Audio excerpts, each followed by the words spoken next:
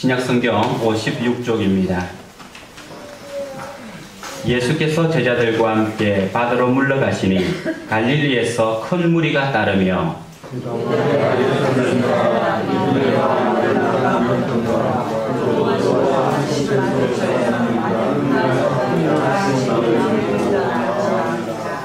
예수께서 무리가 애워싸 미는 것을 피하기 위하여 작은 배를 대기하도록 제자들에게 명하셨으니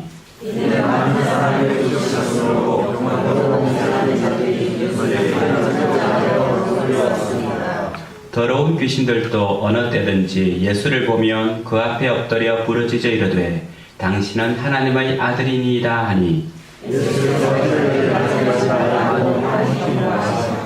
아멘. 오늘 인사말은 예수님께서 나와 당신을 위해 이 땅에 오셨습니다 라고 하는 고백으로 인사하겠습니다.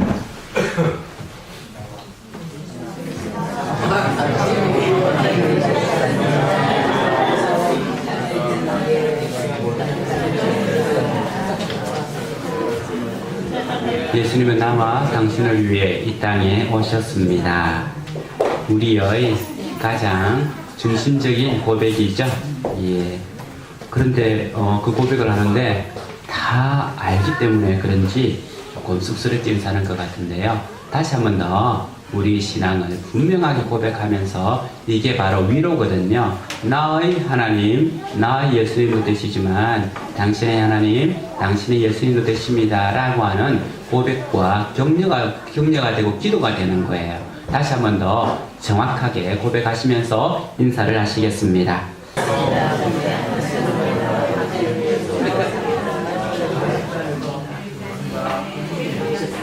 예, 입에 찰싹찰싹 안 달아붙는 분은 오늘 집에 가서 찰싹찰싹 붙을 때까지 몇 번 연습하시기 바랍니다. 손가락을 가리켜서 딸을 가리키는데 사람들이 딸은 보지 않고 손가락만 바라본다 해서 나온 사자성어가 있는데요.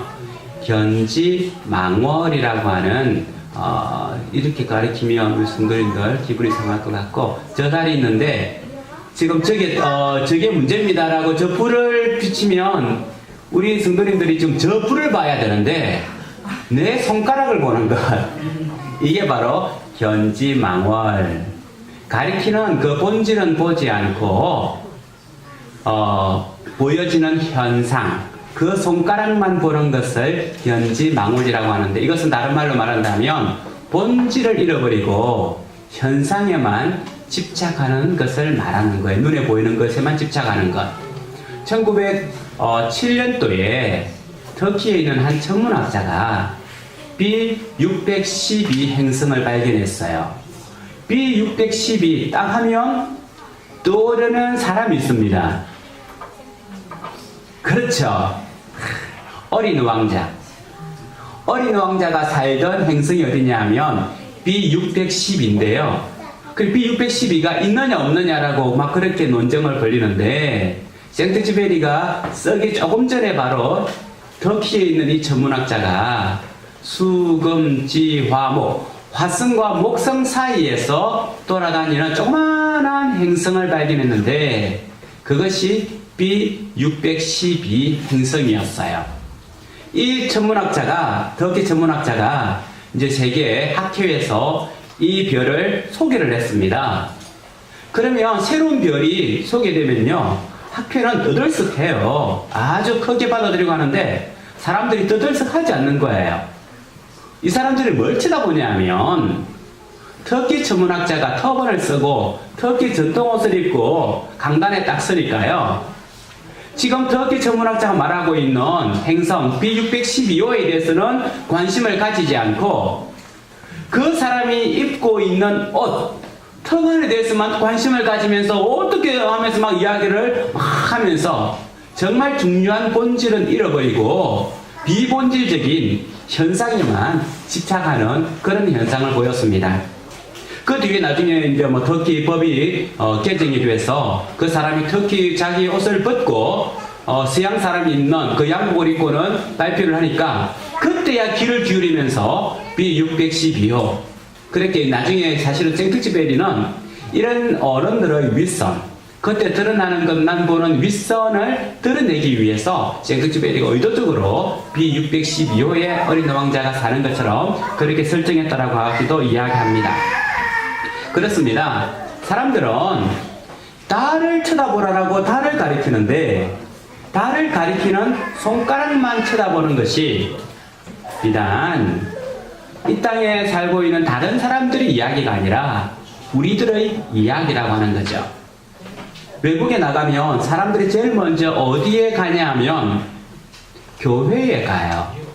그래서 외국에 나가 있는, 지금은 좀 더 덜한데요, 70년대 80년대 이민을 가면 이민 가는 거의 대부분의 사람 90%가 교인이 된대요. 왜냐하면 교회에 가야만 뭐가 있으니까? 커뮤니티가 있으니까. 그래서 그 교회에 가야만 어떤 곳에 살아야만 안전한지, 어떤 집이 싼 집인지, 자동차를 어떻게 구할 수 있는지, 시장에 어떻게 나갈 수 있는지 많은 정보들을 교회 커뮤니티를 통해서 얻을 수 있기 때문에 자기가 불교를 믿더라도 다른 종교를 믿더라도 일단 외국에 나가면 이런 커뮤니티를 위해서, 자기 이익을 위해서 교회에 나갔다고 하는 거죠. 저도 한번 그 외국에 나가서 보니까요, 한국 교회 가니까 좋더라고요. 평소에 집에서 잘 먹지 못하던 김치도 먹을 수 있고, 외국에서 도저히 구해서 먹을 수 없는 양념 통닭도 교회에서는 먹을 수가 있으니까 교회 가니까 참 좋더라고요. 뿐만 아니라 외국에 있는 교회만 그런 것이 아니라 우리 교회, 한국 교회들도 그렇죠. 한국 교회 얼마 전에 고소영이라고 하는 이름이 있었지 않습니까? 어느 유력한 정치인이 교회에 나가니까 그 고려대를 나오고 소망교회, 그리고 영남이었죠, 그죠? 그래야만 출생길을 달릴 수 있다 해가지고 고소영이 나왔는데 그 중심에 바로 소망교회가 있었죠. 그래서 많은 사람들이 정치 좀 하고 싶고 자기 진로를 뚫고 싶으면 소망교회로 많이 갔습니다. 그것뿐만 아니라 적어도 대형 교회에 다녀야만 명함이라도 찍을 수가 있잖아요. 그래서 대형 교회에 가야만 하고 있는 사업을 확장시킬 수가 있고 더 많은 인맥들을 늘릴 수가 있는 거죠. 제가 이전에 있던 동천교회에 있을 때에 조금은 큰 교회였는데요. 그때 아마 국회의원 구청장 선거가 있었는데 지금은 누구라고 말하지 않겠지만 제주도 지사로 가 있는 분이 교회에 평소에 나오지 않는데 인사드리러 그렇게 나오시더라고요. 그거 보면 그렇게 하니까 다른 분들이 다 선거 때가 되면 이분들 다 나온다라고 이야기하더라고요. 그렇듯이 교회가 사람들이 많이 모이니까 이 사람들을 통해서 무언가를 이익을 얻으려고 하는 그 사람들이 또다시 교회에 들어오고 이렇게 해서 교회가 계속해서 커져 나가는 모습을 보게 됩니다. 물론 저도 그렇지만 여기에 계신 분들도 처음부터 나는 예수님을 믿어야 되겠다 해서 나간 분들은 그렇게 없을 것 같아요. 보통 고등학교 때 교회 나가는 많은 이유 중에 하나가 고등학교에 고등부에 예쁜 여학생이 있다라고 하면 따라 나가는 경우도 있고 또 사업하는 친구가 사업하는 어떤 사람이 가자고 하니까 나오기도 하고 또 몸이 좋지 못해서 나오기도 하고 교회 나오는 이유가 여러 가지입니다. 조금 전에 말씀드린 것처럼 처음부터 환상을 봐가지고 야 나는 교회 가야 되겠어 해가지고 나온 사람은 그렇게 많지 않다는 거죠. 어떤 목적을 두고 교회에 나왔는데 교회에 나오다 보니까 우리는 교회의 본질을 깨닫게 된다는 거죠. 처음에는 손가락을 보고 왔는데 이 손가락이 가리키는 그 본질을 찾는 것이 교회라고 할 수 있습니다. 오늘 말씀은 이런 배경으로 주어진 말씀입니다. 오늘 8장 7절에 보면 예수님께서 바닷가로 가십니다. 갈릴리 바닷가로 가셨죠. 그랬더니만 많은 사람들이 예수님을 찾아왔어요. 얼마만큼 많은 사람이 찾아왔냐면 유대와 예루살렘. 이것은 유대의 중심이죠. 유대의 중심, 유대와 예루살렘. 이두메는요, 이 남쪽에 있어요. 예루살렘, 유대의 남쪽에 있는 것이 이두메예요. 그리고는 요단강 건너편, 이쪽 건너편은 어디냐 하면은 이제 저번에 우리 집사님이 갔다 왔던 요르단 쪽이 되거든요. 이쪽은 동쪽이 되는 거예요. 시돈과 두루 이는 어디가 되겠습니까? 왼쪽이 되는 거예요. 서쪽이 되는 거예요. 그리고 예루살렘의 북쪽 갈릴리, 말 그대로 갈릴리와 요르단과 이두메와 시돈, 동서남북 사방에서 다 예수님을 찾아 나왔다라고 하는 말씀입니다. 곧 예수님이 사는 시대에 어느 지역에 살고 있든지 모든 사람들이 예수님을 찾아 나왔는데 왜 그들이 찾아 나왔느냐? 3장 8절에 보면 그가 하신 큰 일을 듣고 나온지라. 큰 일. 이게 뭐냐 하면 제가 조금 전에 말씀을 드리고 있는 손가락이라는 거예요. 예수님을 찾는 이유, 큰 일을 행했기 때문에 그렇다는 겁니다. 예수님께서 어떤 큰 일을 행했느냐? 어떤 것이 가장 큰 일이겠습니까? 병을 낫게 하는 것도 큰 일이죠. 안전병기를 일으키는 것도 큰 일일 거예요. 귀신을 쫓아내는 것도 큰 일일 겁니다. 한데 성경에서 말하고 있는 정말 큰 일은 뭐냐 하면 하나님의 일이라고 하는 거죠.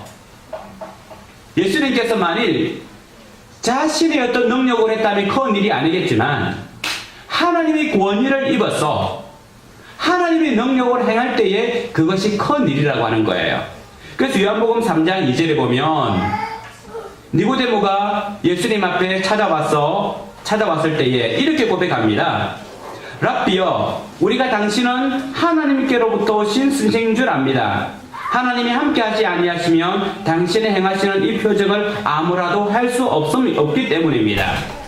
바리새인이었던 니고데모가 예수님께 찾아와서는 당신은 하늘에서부터 온 하나님이 보내신 사람인 줄 안다라고 고백하는 거예요. 그러니까 당신은 놀랍고 큰 일을 한다는 거죠. 뿐만 아니라 요한복음 9장에 가면 앞을 못 보는 소경을 예수님께서 낫게 하셨습니다.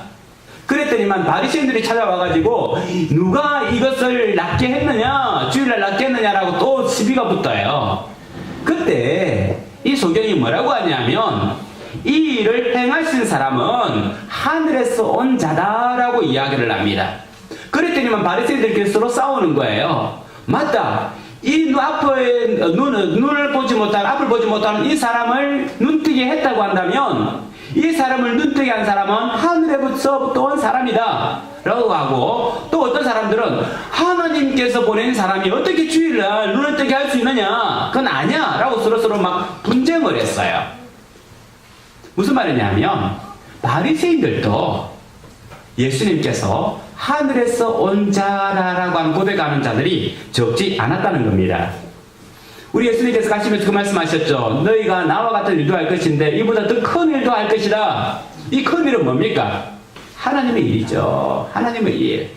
하나님의 일이 정말 놀랍고 큰 일이라고 하는 겁니다. 이 큰 일을 본 사람들이 조금 전에 말했듯이 동서남북 사방 각지에서 예수님께 막 몰려들었어요. 그랬더니만 어떤 현상이 일어났습니까? 예수님을 막 밀치는 거예요. 막 밀치는 거예요. 이제 성탄절날 명동 거리에 나가면, 저도 한번 시골에 살다가 서울에 올라와가지고요, 명동이 좀 어떻나 싶어가지고 밤에 연말에 한번 가봤어요. 와, 명동 그렇게 정말 사람이 많더라고요. 서서 있을 수 없을 정도로 막 그냥 나의 의지와 상관없이 막 밀려가더라고요. 그것처럼 인산이례를 이루었다는 거예요. 그리고 이 사람들이 할 수만 있으면 예수님께 접근하려고 합니다. 왜 그렇습니까? 예수님이 옷에 손만 대더라도 병이 낫겠다라고 하는 믿음들이 있었거든요. 그래서 그들은 예수님한테 와서 어떻게 하면 터치를 할 수 있을까? 어떻게 하면 손을 좀 잡을 수 있을까? 막 인산이례를 이루면서 예수님께 막 밀려오니까 이 완전히 압살을 당할 정도로 그렇게 많이 몰려왔던 것 같아요. 여러분 같은 이 상황에서 어떻게 하겠습니까? 이렇게 막 인산이례를 이루어서 막 병을 좀 낫게 하러 막 달려오면 여러분들은 어떻게 하겠습니까? 좀 무협지를 읽은 분이라면 어떻게 하겠어요? 한 번만에 해버리면 이거 있던 막 1000명의 사람들을 다 낫게 돼버리는. 곧 예수님께서 기도하셔서 5000명의 사람을 먹였던 것처럼 어떻게 해가지고 막 한 번만에 좀 그럴 능력을 예수님께서 없었을까요? 와, 밀침을 당하면서 어떻게 하는 제자들에게 얘들아 배를 준비하도록 하여라 라고 하는 거예요. 갑자기 배를 준비하라고 하는 거예요. 그 바닷가에서. 왜 예수님께서 갑자기 배를 준비하라고 했을까요? 막 사람들이 밀치니까 내가 얼른 육지로부터 떠나서 물리로 떠나가면 물리로 올라가면 사람들이 나를 누르지 못할 테니까 압사될 것 같아서 도망가기 위해서 그렇게 했을까요? 만일 그렇게 하기 원했다면 예수님께서는 그렇게 하기보다는 말 그대로 하나님의 능력으로 100명, 200명 한순간에 척척척척 낫게 하셔서 짧은 시간 안에 이 사람들 다 낫게 하시는 것이 더 나았을지 모르겠습니다. 그런데 예수님께서는 제자들에게 뭐라고 하냐면 무리가 에워싸 미는 것을 피하게 하여 작은 배를 대기시켜라, 작은 배를 준비해라 라고 말씀하시는 겁니다. 우리 예수님께서 이 사람들을 피하고 싶었을까요? 구름대처럼 밀려오는 이 사람들이 귀찮았을까요? 우리가 예수님 앞에 나갈 때마다 주님 이거 주십시오, 저거 주십시오, 우리 병을 낫게 해주십시오. 오늘도 구하고 내일도 구하고 그 다음날도 구하고 자꾸만 아침 점심 저녁으로 구하면 예수님께서 피곤하고 지치고 힘들어서 다른 배를 타고 떠나가 버릴까요? 우리가 매일 매 순간마다 하나님 앞에서 구할 때마다 주님께서는 우리 소리를 듣지 아니하고 피곤해서 그냥 우리로 떠나가시는 그런 주님이실까요? 주님께서 배를 준비하신 이유는 어디에 있겠습니까? 누가복음 5장 3절 말씀을 같이 찾아보겠습니다. 같이 읽어보겠습니다. 시작. 예수께서 한 배에 오르시니 그 배는 시몬의 배라. 육지에서 조금 떼기를 청하시고 앉으사 배에서 무리를 가르치시더니 배를 올라셔서 육지로부터 조금 떼셔서 우리 주님께서 하시는 게 뭐냐면 무리에게 말씀을 가르치는 거예요. 말씀을 가르치는 거. 우리는 상상을 해보시고 가능할 겁니다. 갈릴리 인산길을 이루면서 그 해변에 많은 사람들이 몰려들어서 예수님께 조금이라도 타치하기 위해서 막 몰려듭니다. 예수님이 어쩌면 앞서 갈 것 같습니다. 그때 제자들에게 배를 준비하라 하고 배를 타고는 조금 떨어지는 거예요. 그리고 예수님께서 뭐 하시는 겁니까? 말씀을 가르치고 계시는 겁니다. 조금 전에 말씀을 드린 것처럼 예수님을 찾는 데는 우리가 여러 가지 이유일 수 있습니다. 몸이 좋지 못해서 찾을 수가 있고, 자녀의 문제 때문에 예수님을 찾을 수가 있고, 또 나의 미래가 불투명하기 때문에 직장 문제 때문에 주님을 찾을 수가 있습니다. 많은 문제를 가지고 주님 앞에 다가올 수가 있어요. 한데 이것은 주님을 찾는 하나의 통로라는 겁니다. 주님께서는 우리의 병을 낫게 해주고 직장의 문제를 해결해주고 자녀의 고통을 들어주는 이것도 해주실 수 있지만 예수님께서 원하셨던 것은 너희가 구하는 그것을 주는 것보다 더 원하는 것은 자기 자신을 주기를 원하는 겁니다. 우리 예수님께서는 바다에 조금 떨어져서 말씀을 전하시는데 우리 예수님 자신이 말씀이지 않습니까? 태초에 말씀이 계시니라. 이 말씀이 하나님과 함께 계셨고 태초에 함께 계신 이 말씀 예수 그리스도 그분이 말씀인 거예요. 말씀을 통해서 자신이 누구신지 자신을 주기를 원하시는 것이 예수님이라는 겁니다. 성경 말씀 한 번 더 찾아보겠습니다. 요한복음 1장 9절 말씀입니다. 같이 읽어보겠습니다. 시작. 참빛 곧 세상에 와서 각 사람에게 비추는 빛이 있으나니 12절입니다. 시작. 영접하는 자 곧 그 이름을 믿는 자들에게는 하나님의 자녀가 되는 권세를 주셨으니 14절입니다. 말씀이 육신이 되어 우리 가운데 거하심에 우리가 그의 영광을 보니 아버지의 독생자의 영광이요 은혜와 진리가 충만하더라. 예수님에 대한 소개가 요한복음 1장에 잘 나오고 있습니다. 예수님은 하나님과 함께 계셨고 하나님과 함께 세상을 창조하셨고 하나님과 함께 세상을 다스리시지만 독생자이신 예수 그리스도는 우리를 구원하기 위하여 이 땅에 육체의 몸으로 내려오신 분이십니다. 하지만 사람들은 이 땅에 주님께서 이 땅에 오셨지만 사람들은 주님을 알지 못하고 영접지 아니하는데 곧 예수님을 자기의 주님으로 영접하는 자에게는 단순히 그 문제를 해결하는 문제점을 해결하는 문제뿐이 아니라 하나님의 자녀가 되는 신분이 바뀌는 은혜를 주신다는 겁니다. 노숙자가 상처가 난 부분을 치료한다고 해서 노숙자가 아닌 게 아닙니다. 노예가 상처가 난 것이 치료된다고 해서 노예가 아닌 게 아닌 것이 아닙니다. 노예가 치료되는 것보다 더 반가운 것은 자유인이 되는 것이고 상전이 되는 것이죠. 곧 격이 달라지는 거예요. 우리가 예수님을 믿는다고 하는 것은 예수님을 찾으러 올 때는 이것의 문제도 있고 저것의 문제도 있고 우리 앞에 산적해 있는 여러 가지 문제가 있을 수 있지만 예수님은 이 문제를 해결해 주는 것뿐만 아니라 우리의 격을, 우리의 신분을 하나님의 자녀로 바꾸어주는 역사가 주님으로부터 일어난다는 겁니다. 우리 예수님께서는 하나님 아버지의 독생자 영광이요 은혜와 진리가 충만하더라 라고 말씀하고 있습니다. 그래서 우리 예수님과 첫 부침을 받는 자마다 하나님의 영광이 그 가운데 임하고 예수님 속에 있는 은혜와 진리가 우리 가운데 충만히 임하는 겁니다. 사랑하는 성도 여러분, 12월에 우리 하나님께서는 우리 예수님을 우리에게 최고의 선물로 주셨습니다. 물론 이 12월에 올해 우리가 기도했던 모든 기도 제목들은 12월이 되면 얼마나 좋겠습니까? 우리가 염려하는 모든 문제점들이 12월에 다 해결되어서 자녀의 문제나 건강의 문제나 직장의 문제나 내 앞에 놓여있는 여러 가지 문제들이 다 해결된다면 얼마나 좋겠습니까? 하지만 이 모든 문제가 다 해결되지 않는다 할지라도 예수 그리스도 그분께서 인격적으로 나와 만나주시고 내가 하나님의 자녀로서 거듭남으로 말미암아 하늘의 영광을 맛보고 그분 속에는 은혜와 진리로 충만하다면 이 모든 것이 이루어지지 않았다 할지라도 우리는 이미 새로운 신분 가운데 나가 있는 성도입니다.